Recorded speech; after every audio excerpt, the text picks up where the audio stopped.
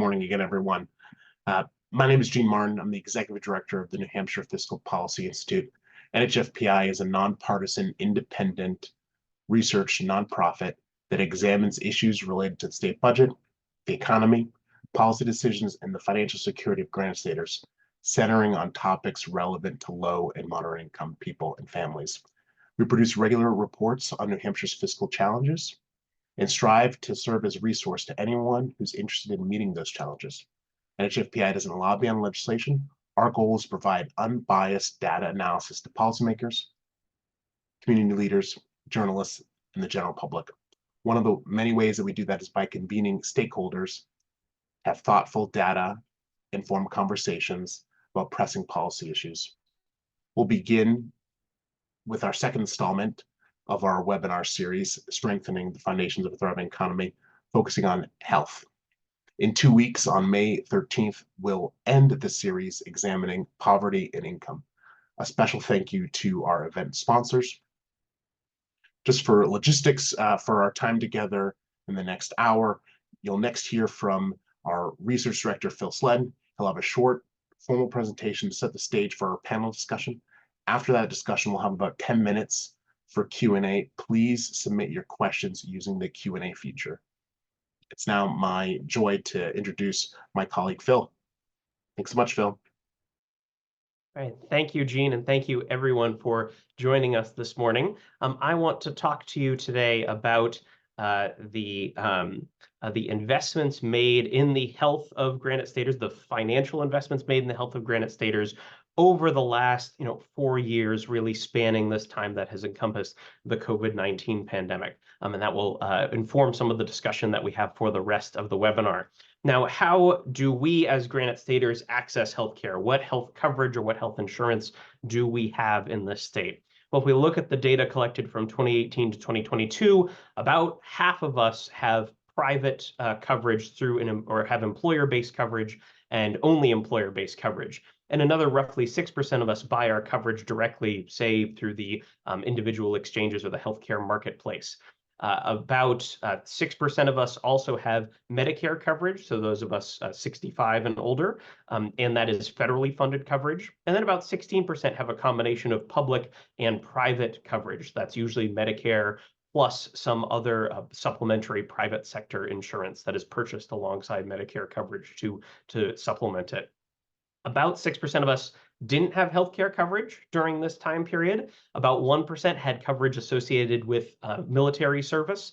And then about 10% of us had Medicaid coverage or other means-tested coverage, but Medicaid was the primary form of insurance or form of health coverage in this for this group. And if we look at that 10% and expand it to, or go into subpopulations, then about 1 in 3 children in the state were enrolled in Medicaid. And that's in both mid-2019 and in the middle of 2023 on either side of the pandemic. And we'll talk more about why that's important in a moment. And if we consider residents with low incomes in particular, only about 30% of residents with incomes below 138% of the federal poverty guidelines, so that's about $32,000 for a family of 3 in 2022, had some form of private health coverage, suggesting that for most of those families, for most of those residents, either there was not employer-sponsored coverage or private sector coverage was out of reach and they didn't have the resources to purchase them on the individual marketplace, for example. About 71% had public coverage. That's likely by and large through Medicaid, but not entirely through Medicaid. Now, let's unpack those changes that we've seen, some of the changes that we've seen recently in Medicaid coverage in New Hampshire. And in particular, there was a policy change called the Continuous Enrollment Provision that was enacted in March 2020 through the federal government's Families First Coronavirus Response Act.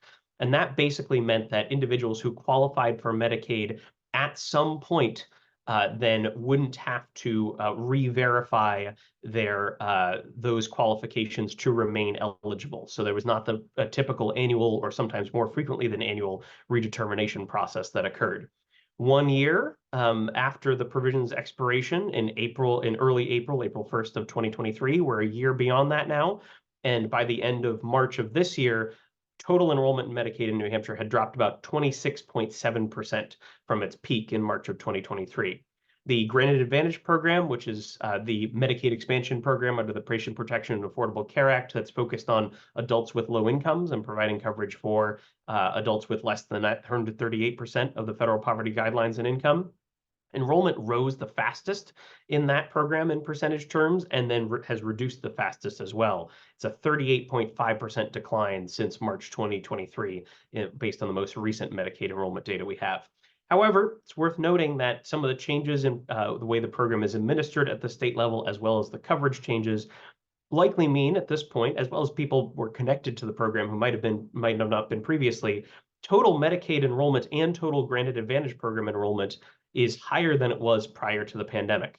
And the number of children that are enrolled in Medicaid is similar to those pre-pandemic figures. And again, we've had a smaller population of children over time in the state. However, there are fewer enrollees who are under 65 and have disabilities. So that's a place where we've seen enrollment drop further than it was prior to the pandemic. Now, that was one form of a federal policy change in response to the pandemic and a corresponding state policy change. There were many investments made in response to the COVID-19 pandemic, including around the country. And if we look at the federal investments made in legislation that passed between March 2020 and March 2021, then that was about $17 billion, or more than $17 billion, I should say, in federal funds that came to New Hampshire. And those were to support the economy and in large part supported the social determinants of health as well, sort of the broader sweep of things that can impact people's health. Most of this aid was one time, and not all of this aid has been spent yet. But that $17 billion figure that you see here is larger than the two-year state budget in New Hampshire and equal to about 20% of the size of the New Hampshire economy in 2019, the year before the pandemic arrived. Of course, the size of the economy is now larger 5 years later in New Hampshire. And this included significant aid to businesses. You can see, for example, on the pie chart, the green slice is the Paycheck Protection Program and other business aid, about $5 billion of this $17 billion. And then there were also significant aid to individuals. So the two largest blue slices, the economic impact payments to individuals, the so-called stimulus checks, that's in that category, and then enhanced unemployment compensation for individuals who were unemployed. You can also see emergency rental assistance and food assistance are both in bluish slices as well. Those were aid to individuals and households too, directly. And then there's also aid to government entities as well as educational institutions.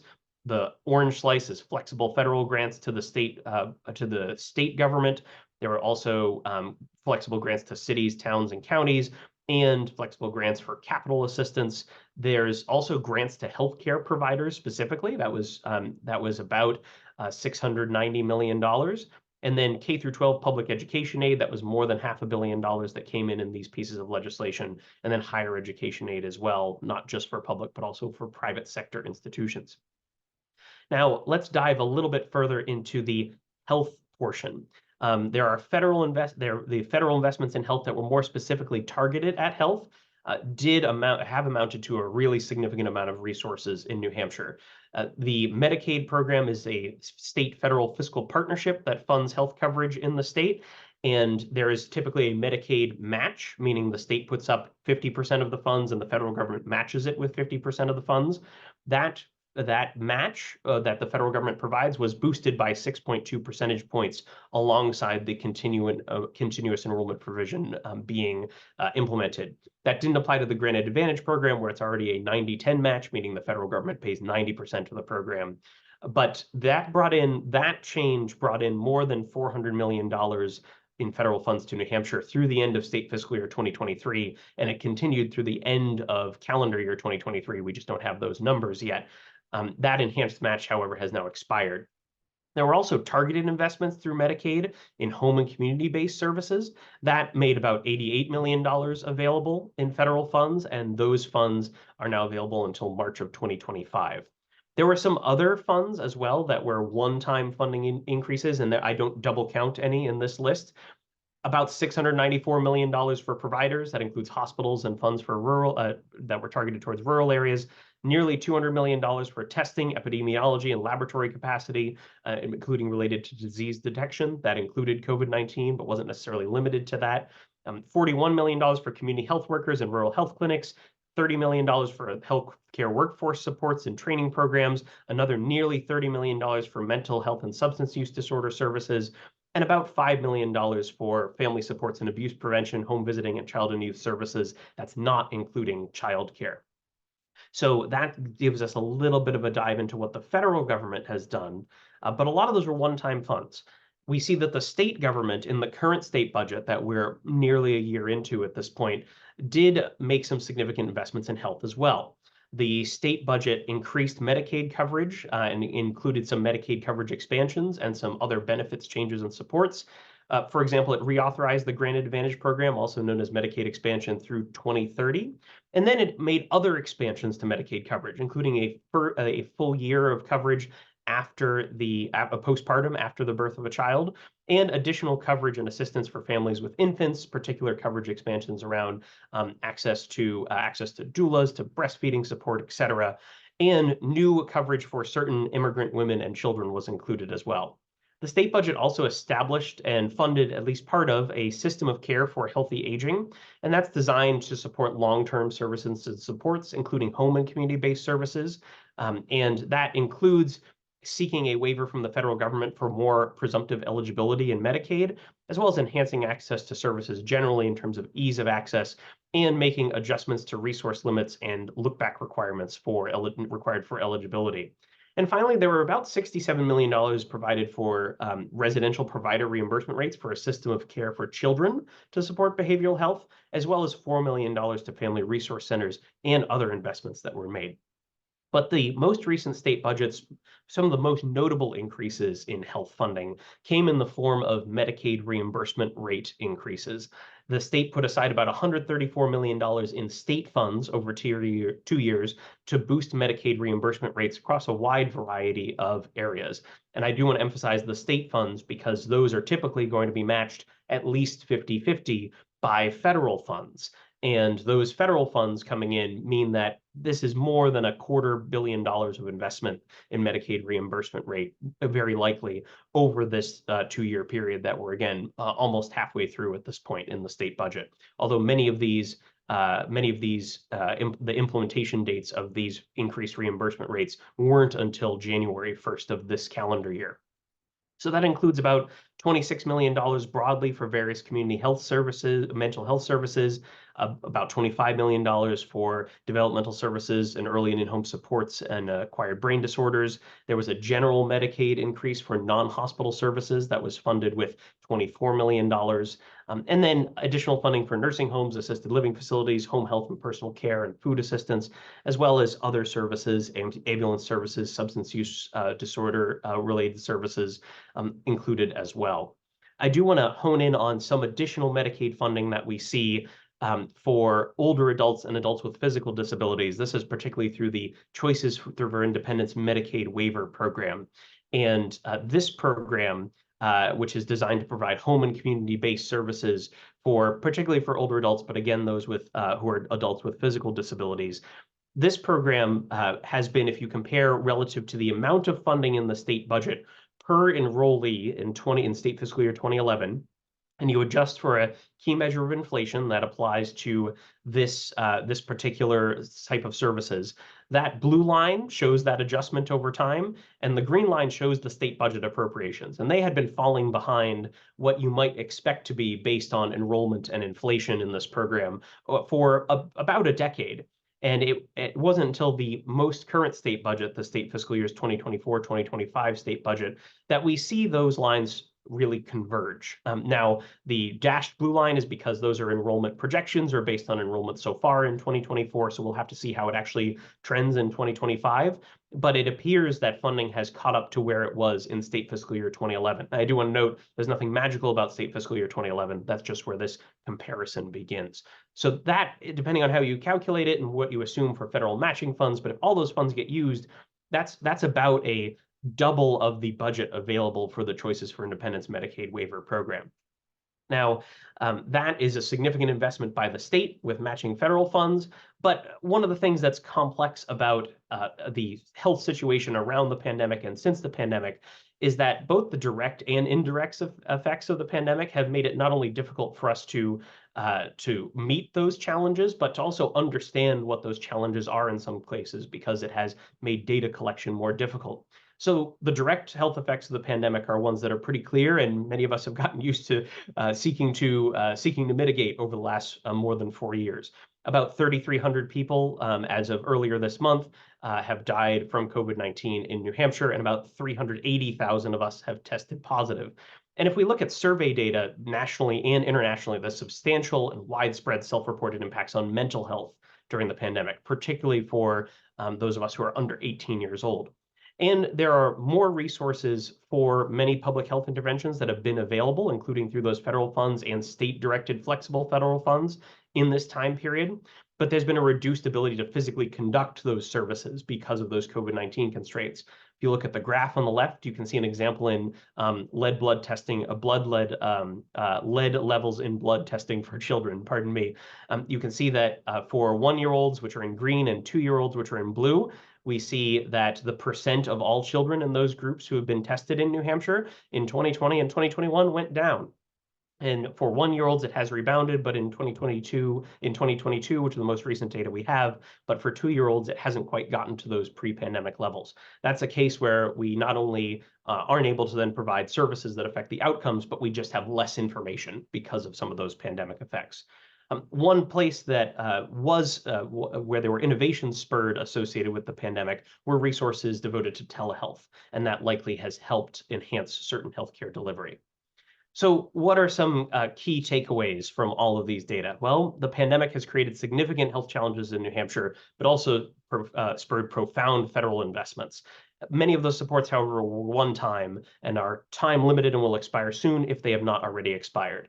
The current state budget makes substantial investments in health through funding for higher Medicaid reimbursement rates, and does expand access to Medicaid coverage and make some other investments as well. They are particularly significant investments in home and community-based services for older adults and adults with physical disabilities. But the last 4 years have been a period of substantial change when it comes to the health of Granite Staters, as well as funding for the health of Granite Staters. And we've seen those increases and decreases that are pretty dramatic in Medicaid enrollment, for example, that has implications for people's coverage on the ground. And those significant one-time investments, as they go away, it's hard for us to really understand where health is now in New Hampshire relative to pre-pandemic, and what some of those impacts have been and how those impacts could be sustained. So with that, I would like to welcome our moderator, Ava Hawks, the Director of Advocacy and Media Relations at the New Hampshire Medical Society, to the stage. She's going to moderate this wonderful panel discussion that I'm very much looking forward to. If you do have questions about anything that are in my slides or anything that you hear in the panel discussion, please do submit them through the Q&A feature, which you should all have access to. And with that, Ava, I'll hand it to you, and I'm looking forward to learning more. Good morning, everyone. Thank you, Phil, for the great introduction and all of your amazing work, as always, for the Fiscal Policy Institute. First, I would like to introduce our fantastic panelists. I will start with Rebecca Wojtkowski. She is the Child and Family Policy Director for New Futures. And then I would also like to introduce Borja Alvarez de Toledo, who is the CEO for Waypoint. I want to start off with the first segment that Phil so eloquently covered, which is the cost of care for families. So I'm going to start with Rebecca, actually, and my question is for you. I was going to ask if you could just speak to for our attendees and speak to the challenges families, particularly our families in Granite Staters with young children, the challenges they face in accessing care in our state, and the care that they need to ensure that they're starting a healthy start to life. So I'm going to kick it over to you, Rebecca. Sure. So really, I think the biggest systemic barrier facing New Hampshire's young families is really the regional variation in access to services.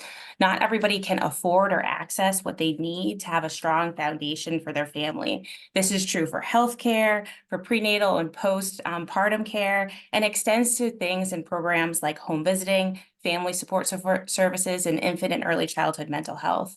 This is not a new challenge. In 2019, Kids Count issued data showing regional variations in access to services, and the problem still persists 5 years later, although there have been significant efforts to address the issue.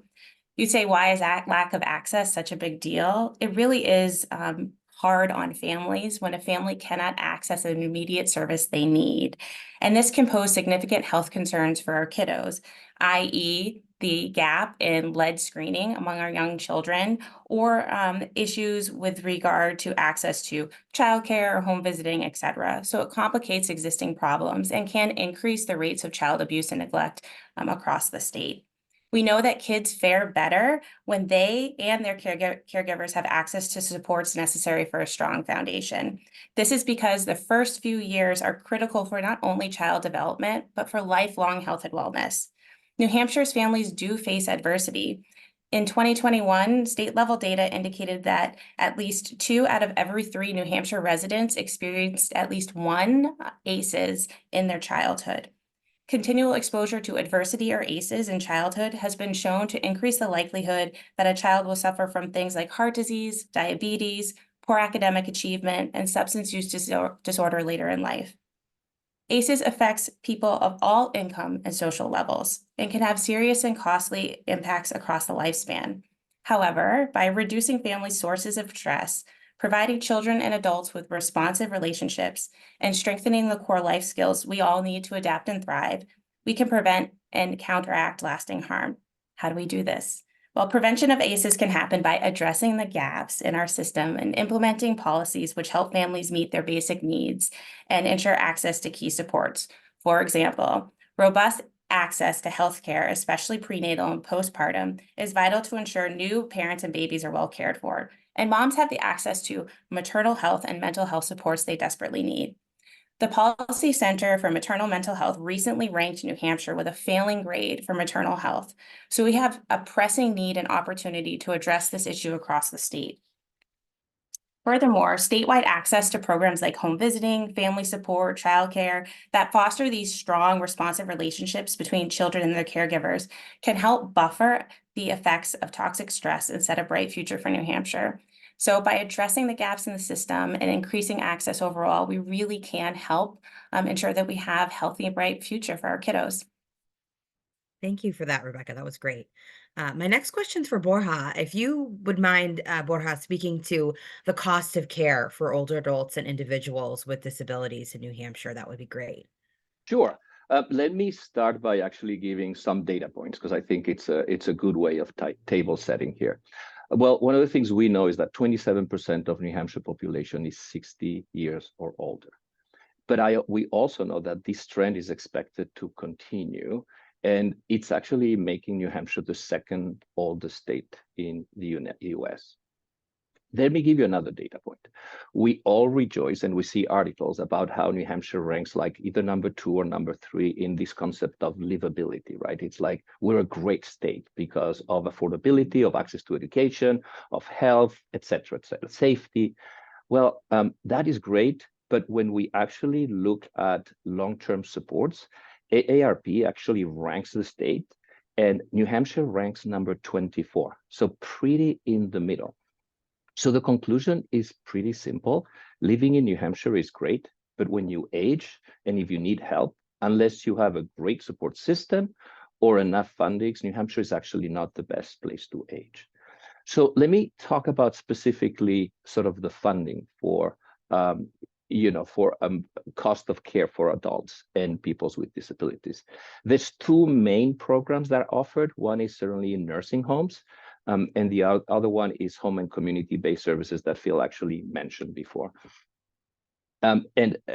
There's 2 ways of funding home and community-based services. Title 20, which is Social Security block grant, is based on income. So typically, if you're alone and you don't have support system and you make less than $15.61 per month, you're entitled to homemaking and some meals. There's also the choices for independence that actually Phil mentioned before. That is, you have to do 2 things. You have to qualify for Medicaid, but you also have to qualify for nursing level of care. And as the name says, you choose to remain independently at home by receiving services in the home. Well, we know two things that are very important. One is these home and community-based services have actually much better outcomes than nursing homes. Adults live longer, they live healthier and happier lives when they stay in their homes. But the most important thing, and this actually gets to Ava, to the point around cost, the cost of nursing home is about $100,000. And the cost of choices for independence is less than $20,000.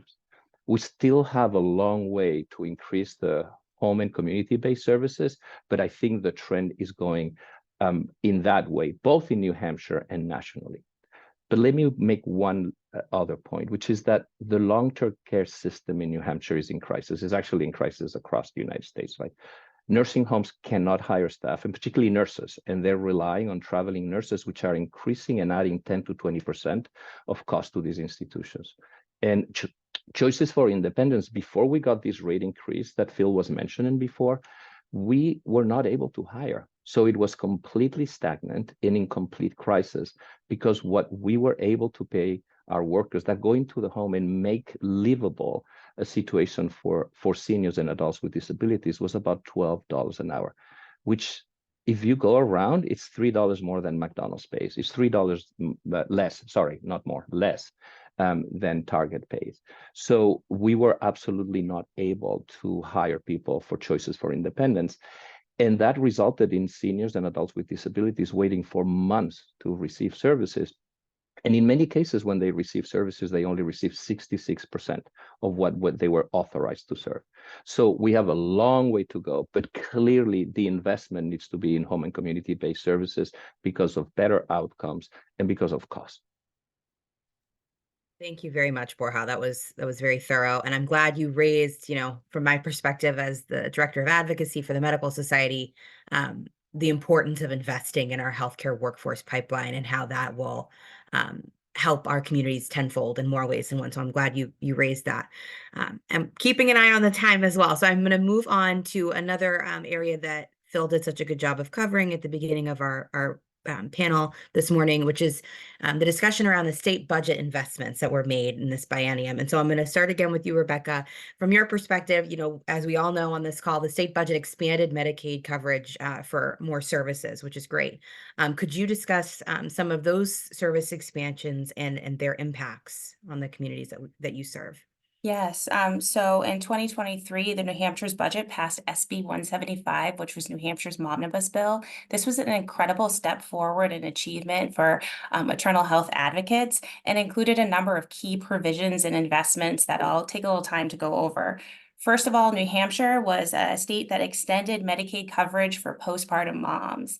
This means that no longer would Medicaid moms lose their coverage 60 days after having a baby. We know that first year of a child's life is so important. It's also really important for our moms and their overall health.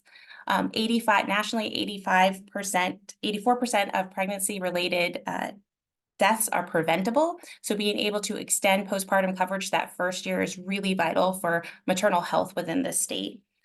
Furthermore, we expanded Medicaid coverage to include donor breast milk, doula services, and lactation services. So really looking at that maternal health care outside of just your provider, and long-term care with regard to that first year, which is so important for moms and babies.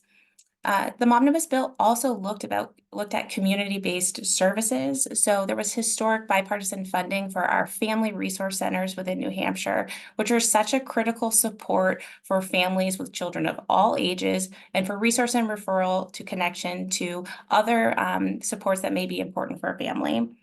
The bill also included funding for infant and early childhood mental health, and provided workforce protections for our pregnant moms. So, central to the bill was postpartum Medicaid expansion, but this was really a win overall for New Hampshire, looking at the gaps in services and beginning to build a stronger statewide connection for families everywhere. So moms have a place to turn, and they know they don't lose their coverage in that first year. Thank you. And you know what? I wanted to build on that a little bit. So in addition to those targeted expansions you covered, Rebecca, would you mind addressing, the impacts of continuing Medicaid expansion for adults with low incomes under the Patient Protection and Affordable Care Act? As you know, the budget extended that program to, I believe, 2030.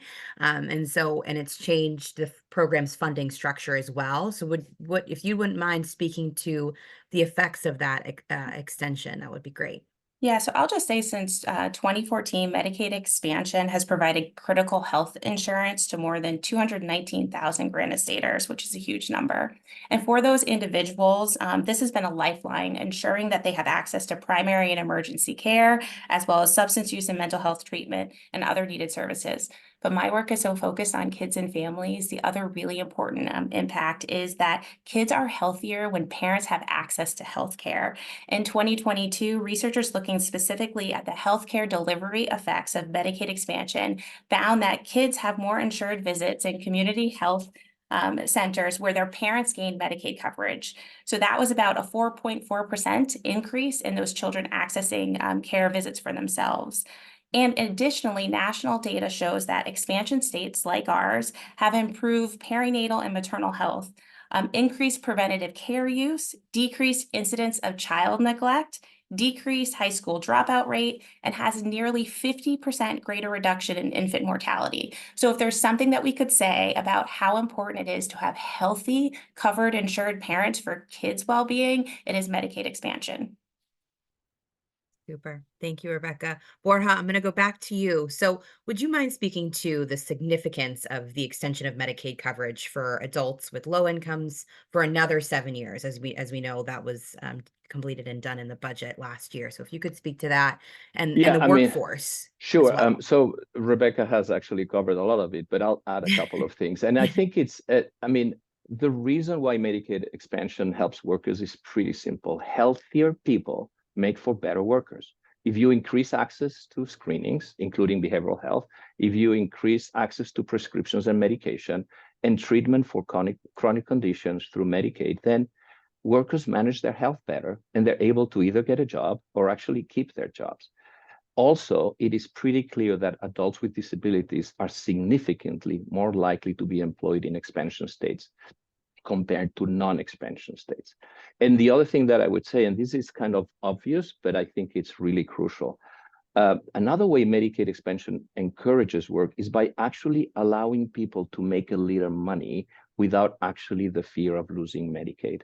We were seeing for so many years people that were doing a little bit better in their work, but if they made more money and they lose the benefit of Medicaid, it was completely devastating and they were back. So the containment of the workforce and was really detrimental to their advancement in life. So this is actually producing more access and more healthy families, and the workforce is benefiting greatly from it. Thank you. Thank you. I want to build on that a little bit. And from your perspective as the CEO of Waypoint, last year's budget also made some really significant investments into long-term services and supports and increased Medicaid reimbursement rates for that care. Borja, I want to hear, how will those investments help Waypoint provide those services to the communities you serve? Sure. Choices for Independence, the system was really at the brink of collapsing. Waypoint, for example, had been subsidizing for the last 10 years the program with close to $750,000 every single year between grants, charitable contribution, endowment, and actually losses, right, of the program. But most important, we couldn't hire people. So seniors and adults with disabilities were going without services or reduced services. So a Centra Care Alliance actually started an advocacy campaign and invited us to join. We had for years told the administration and the legislators, this is unsustainable. I can't justify in front of my board losing $750,000 for a service that the state should provide for our seniors in our state. So we actually had conversations with leadership at the Senate as well as the state and said, actually, as of July 2023, if we don't get a significant rate increase, we will actually shut down. Shutting down for a Central Care Alliance and Waypoint would mean 600 to 700 seniors and adults with disabilities stopping receiving services. And trust me, we don't take those decisions lightly. It was just impossible.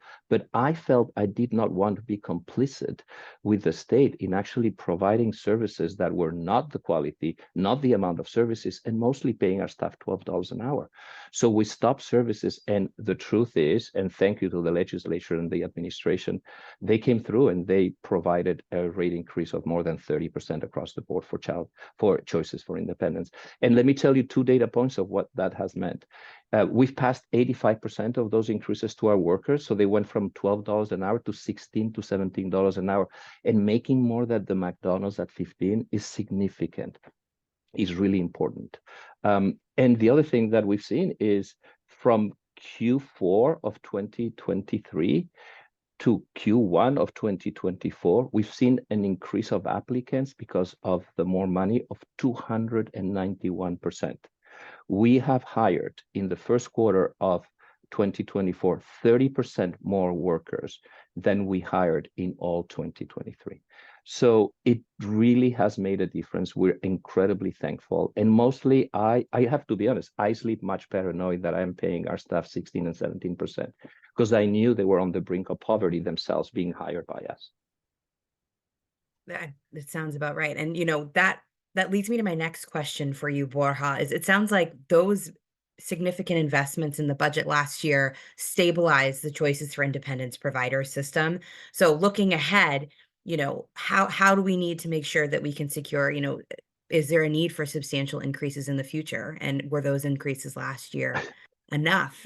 Based on what you said, I think I know your answer, Ava, but I want to give you the I so appreciate this question, and let me tell you why. Because as I mentioned before, we were only giving 66% of the services that were authorized by the state in Choices for Independence. So this additional money and the new hires, what we're actually doing is covering clients that we were serving and actually delivering what they're entitled to, the 100%. That going to from 66 to 100% is a 50% increase in the number of hours we serve. And that's the focus right now. Let's make sure that the people we're serving are actually getting what they deserve and what they need to remain safely at home and independently at home. But given the growth that we have, I'll give you an example. In Waypoint, we still have 200 seniors waiting for services through Title 20. And we continue to say no to Choices for Independence referrals because we don't have the ability and the capacity. So the state has allocated enormous resources. That's going to keep us afloat. This is going to keep us alive as a program and serving the people that we're serving to the full capacity and what they deserve. It's not going to be enough to grow services, which is something that's needed in New Hampshire. Thank you, Borja. Before we move away from the state budget investments segment, I want to ask Rebecca one more question. Would you mind just speaking briefly to some of the Medicaid reimbursement rates increases, particularly ones that are targeted at helping New Hampshire's infants and our youngest granite staters, please? Yes, so in the budget, there were reimbursement rates boosts to birthing centers and to midwives and children in home supports. And I just want to say, reflective of everything that Borja mentioned, these rates had not been adjusted in a very long time, and they were well under market value. I also want to say that the reimbursement rates were really desperate for our maternal health care system in the state. So under the backdrop of maternal health care deserts, nationally, there has been a closing of maternity wards, and New Hampshire has not been immune from that. And this really reduces the amount of care pregnant people receive prenatally and postpartum. Access to care, again, is vital during pregnancy to monitor and also avoid postpartum complications such as suppression and heart failure. So there are real consequences to the lack of access to care. The March of Dimes actually completed a study in 2022, which is a map of maternity care deserts in the United States. There are counties in New Hampshire, namely Belknap and Sullivan County, that have no access to birth centers or hospitals that have maternity care. And then Coos, Carroll County, and Stratford County have the low access to hospitals with OB care or birth centers. So this really limits what a family can access and also increases the amount of time it takes for a pregnant woman in an emergency situation to receive care. So reimbursement rates are the beginning of this conversation of how do we bolster and create a diverse healthcare delivery system for our young families in New Hampshire. Thank you, Rebecca. I want to be very cognizant of time to ensure that we have the ability for our attendees to ask questions of the experts on this call. So I do want to touch upon one other area that Phil spoke about, which is the temporary pandemic-related federal funds that came into the state and are now no longer going to be available in our state. Borja, so my next question is for you. Some of the increases in funds used to support Medicaid services recently have been provided by the federal government directly, as Phil highlighted. Could you speak to the impacts of some of those funds and that those funds have had in the last few years and what it might mean for people as those one-time funds go away in New Hampshire? I'll be very brief. As Phil mentioned before, what was incredible about the influx of funds from federal is that they were really focused on the social determinants of health. It was not just for hospitals. That was not just about, healthcare. It was about housing supports and food assistance and education support, relief payment to families, and actually changing some rules and requirements that were made more flexible, like Medicaid continuous enrollment, right? This has had an incredible impact in the well-being of New Hampshire families. Now, for seniors and adults with disabilities, what it meant is we got some influx of money for the workforce, but we knew it was time limited. So we could not give rate increases. We gave bonuses. So everybody got a bonus and maybe got $1.50, $2 more an hour for the work they were doing. But we were actually terrified because if we did not have something happen to change the rate structure of how we were funded, we were going to have the following conversations. You know how you've been getting $2 more an hour? Well, we're going back to $11 an hour. And that was absolutely the end of the system. Therefore, the advocacy. Concretely, the stopping of this one time is having an effect on adults and adults with disabilities and seniors. One is the unwinding, the Medicaid unwinding that Phil has mentioned. The two groups that are most affected are children and families of color and seniors. Those are the two groups. And when you think about seniors, it's so hard to navigate the systems. They don't know how to go about it. We are currently every single day receiving phone calls about letters that our seniors that we serve and adults with disabilities are getting about discontinued Medicaid. And it's creating absolute panic and chaos. That's one. The other thing, and this is so hard to report, is that homelessness has increased for the adults 65 and older by 73% between 2019 and 22. Now, this was contained by some of the housing supports during the pandemic, but these supports have been eliminated now, and we're seeing again an uptake of homelessness in 65 and older, which is just so sad to think that this is what you end up after 65. Definitely. Rebecca, one more quick question for you before we welcome Phil back to help us wrap up. What have you seen with regard to health and health services in New Hampshire that have been funded with this one-time increase in federal supports, and what you plan to keep an eye on, since we will be seeing that funding going away? I mean, I think to echo Borja, I think the social determinants of health, the idea that we were helping families across the board has been so impactful. Phil mentioned some data around increases for investments in home visiting. Keeping my eye on the fact that these have been beneficial to our state. We're still not serving the number of families that need to be served, even with those increases. So advocacy to our state legislature to see that investment and continue it as a commitment to our children and families. And then also in particular, to lift up food insecurity. Universal school meals was so vital to our children in our state. And how do we continue to address that issue that could remain hidden? So New Hampshire's relatively high median income and regional variance to access to services can cloud food insecurity within our state. And New Hampshire Hunger Solutions reported as of February 5th, 38% of adults and 42% of New Hampshire's children lived in households that self-reported having insufficient food. So if there's one thing, the pandemic one-time funds alleviated burdens for our families, but have also shined a light on where advocates and individuals need to come together to help families. So really looking forward focused on how we engage our lawmakers and others in conversations to really sustain the positive growth that we experience through these funds. Thank you, Rebecca, and thank you, Borja. Before I welcome Phil back, I just want to thank you both so much for tackling those not so easy questions, and really highlighting for folks with us today how the pandemic exacerbated some pre-existing trends and issues that our state face, whether it was mental health, mental health services that our granite staters need, or, investments in our public health, which ultimately impacts our communities at large. And, we know that they have become worse since the onset of the pandemic. And as those one-time federal funds are set to expire, we know that we will need to continue to engage our policymakers here in New Hampshire to make sure that we can continue to support the granite state in the way that we have since the pandemic began. So, Phil, I'm going to kick it back to you and help us wrap up. Okay, great. Thank you very much, Ava. Thank you, Borja and Rebecca as well. I'll note there, so there are a couple things relative to the social determinants of health. Just one key figure is if we look at, for example, the investments made, compare that $17 billion to the current state budget's $15.2 million in total for 2 years. And even if we look at state general fund spending on all mental health services between state fiscal years 2013 and 2019, that was about $518 million, right? So we're talking about large amounts of money that have come and are sort of fading away a little bit as well. And if we think about those social determinants of health piece and the effects on poverty, household well-being, then if we look at the number of children as measured by the supplemental poverty measure who were in poverty in New Hampshire in 2019, that was about 21,000 kids. In 2021, that dropped to 10,000 kids, right? Because of those, a lot of those supports, including a lot of those federal assistance directly to households.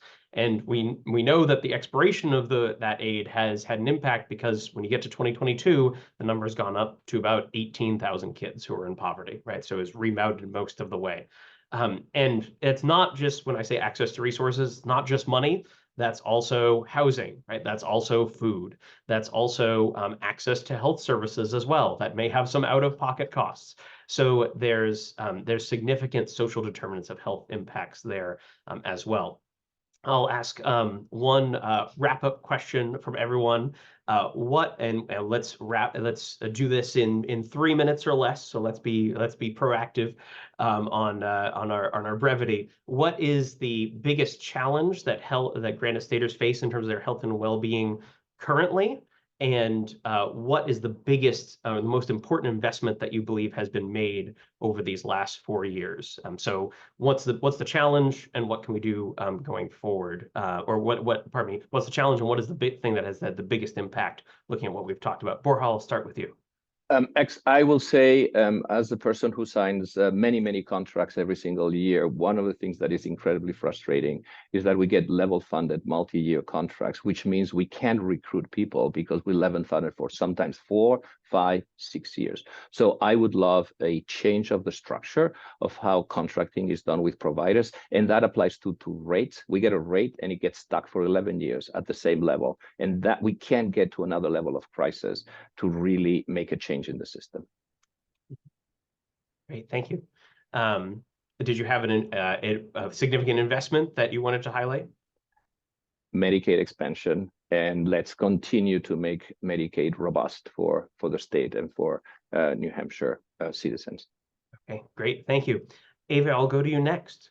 Thank you, Phil. And I'll keep it brief because I want to hear from Rebecca. I touched upon this at the beginning of our call today, investing in our healthcare workforce. We know that our physicians, since the very start of the pandemic, were coined as healthcare heroes because they were, and they led us through one of the most trying times for us all around the globe. And I think, some of the areas where our physicians were burnt out at the beginning of the pandemic have only been exacerbated. And so making those investments into our healthcare workforce, we only have limited time, so I can't list them all, but there are some policies that I think we can continue to review this legislative session and moving forward of how we can holistically address the areas in our healthcare workforce that need investment and extra supports.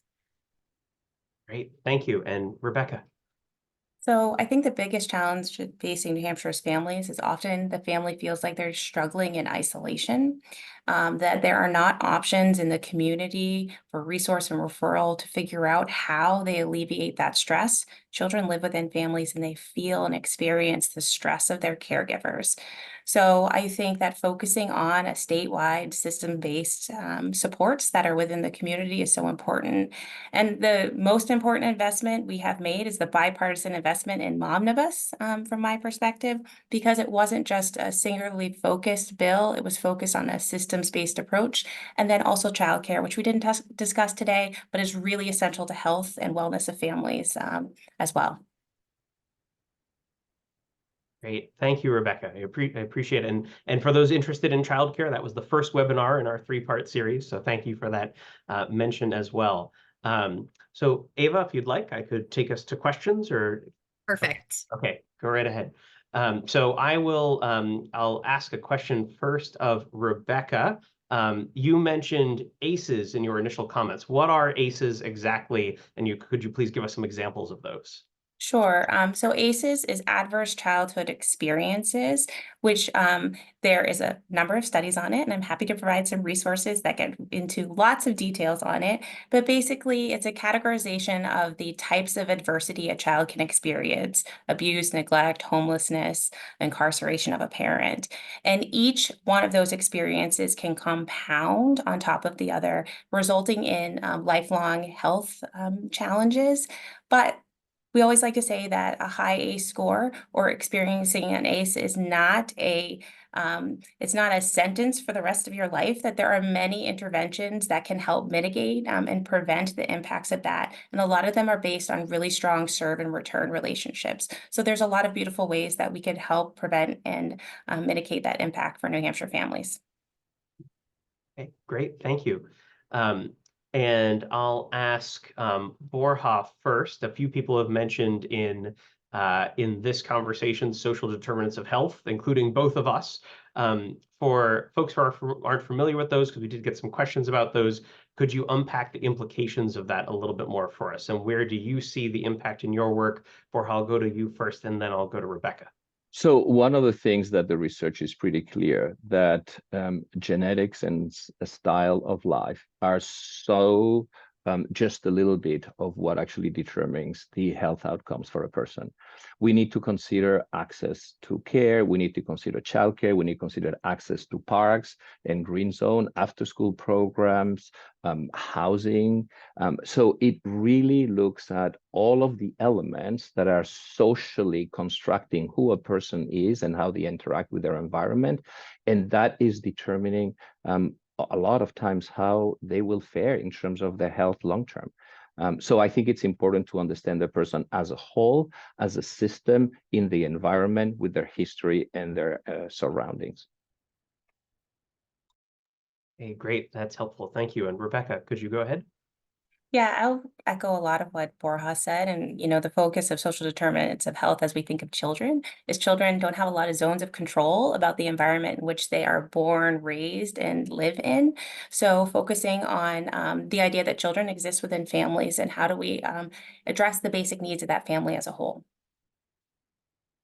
And Rebecca, I'll stay with you for one more question, which is, can you talk about the state's progress in implementing the provisions of, as you called it, the Momnibus bill? Are there any updates you could provide us with on that?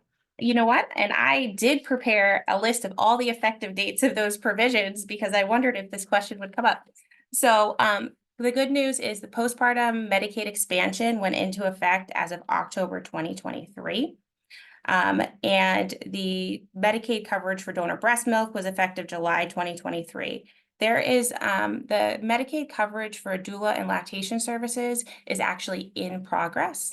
It had a bit a longer effective date. And actually, currently, there's a bill that is addressing some of the technical tweaks to getting that up and going. Additionally, the funding for family resource centers has gone through. The Children's Trust, as the facilitating organization, is working on that with the state. And then the Other aspect in the omnibus bill that didn't pass last year, but is being worked on this year, is directing the state to look at how do we increase access to universal access to home visiting. So that's sort of in process in the legislature now. So I'm happy to report there are a few things that have been implemented. There are a few things that are ongoing with strong advocate support, and a few things we're looking at in the horizon. Okay, Rebecca, thank you. That's helpful. And Ava, I've learned in your role as moderator through this, you have received some questions that are for me, so I'll hand it to you to ask them. Yes, I want to make sure we get you on the record too, Phil, to answer some of these questions. So one we have is, could you speak more about the recent effects of policy changes on Medicaid home and community-based services for adults with developmental disabilities and acquired brain disorders? And so Phil, I'll have you go first, and then I might ask Borja to add on to that if that's okay. Sure, yeah. So there have been some significant investments, as we saw in the state budget. There have also been some policy changes that are associated with how home and community-based services for those with developmental disabilities and acquired brain disorders are implemented. The federal government has required the state now to do more what's called conflict-free case management, which means that basically the area agencies that previously would provide both case management and could also provide services directly, although not all of them do, those services now have to be broken apart. And that means that, there are various ways in which the area agencies and other independent providers have been able to manage that. There have also been changes in funding flows. So now the federal government basically requires, as opposed to all the dollars going through the area agencies that are the 10 area agencies that provide these services and case management services, as opposed to all the funding flowing through them, now independent and sort of private sector, what used to be subcontractors or vendors, are interacting directly with the state government for that pay. And that has made it so that it's been a little bit more difficult for that system to manage a lot of the flow of dollars and how those services are provided. So that's a place in home and community-based services that are Medicaid funded in New Hampshire that is facing a little bit more difficulty right now because of some of those system changes. Thank you, Phil. Borja, would you mind adding to that? I know Phil did a great job. No, Phil covered it all. I mean, I think one of the things that is complicated is when you look at home and community-based services, there's several groups that actually receive those services. And one of the things that is sad is sometimes a victory in choices for independence is not a victory in another system, which is siloed and completely funded differently. And I think it's complicated for us thinking about sort of like the safety network, the social services of all New Hampshire, to think that some systems do better than others. And I wish we got to a place in which we actually advance all systems at the same time, because at the end of the day, we need the whole system of care to be providing services for New Hampshire families. Super. So we have 2 more questions and 2 minutes, so we'll do our best here. Borja, the question for you is the contracting issue you mentioned earlier a result of the state budget choice, or are those increases common in other states? So I can only speak to Massachusetts because I work there. And one of the things that we passed in Massachusetts when I worked there was that the state could not do a multi-year contract without an increase of COLA or something similar to that. Because if you're an engineering company and you're building bridges, it's embedded in your contract. You're going to get more money year after year. It's really health and human services that get stuck with level funded. So I think one of the advocacy efforts and conversations we're having is we need to breed. If you want to provide the services, and we have to hire people and give them raises, we need to have increases every single year in a multi-year contract. Thank you. And a very easy question for you, Phil, to close us out. What is the status of the current state revenues, and what role will those revenues play in the 2025 budget conversation? So very easy question to answer in less than a minute, but. So as of the end of March, the General and Education Trust funds had a combined surplus of $104 million. Surplus is obviously on the positive side, so that's a good thing for that budget balance. And so far, revenues for April, which we only have the sort of initial revenues so far, but they look relatively okay. It looks like it will add to the surplus as opposed to detract from it, which is what March did. Actually, the surplus was eroded in March. Of course, some of the key things to worry about are where that surplus is being generated from or what's it being generated by. over the last several budget cycles, business taxes have been the primary star in generating those. However, we're generating a lot of revenue from interest on federal funds the state is holding and on surplus funds the state is holding. That's sort of by definition temporary. And from the interest and dividends tax, which next year is going away. So those are things to watch as we go into the next budget cycle. Amazing work. I'm going to pass it over to Jean to close us out. Thank you all. And thank you to Phil, Ava, Borja, and Rebecca for your thoughts and insights on one of the most critical issues facing our state. A special thank you to the entire NHFPI team who works to make sure these events are carried out without a hitch. And thanks for being with us today. We'll be posting this video and slides online. So if you've signed up, you'll get an email with those event resources. And so look for your inbox for that to come out soon. Thanks and have a great week.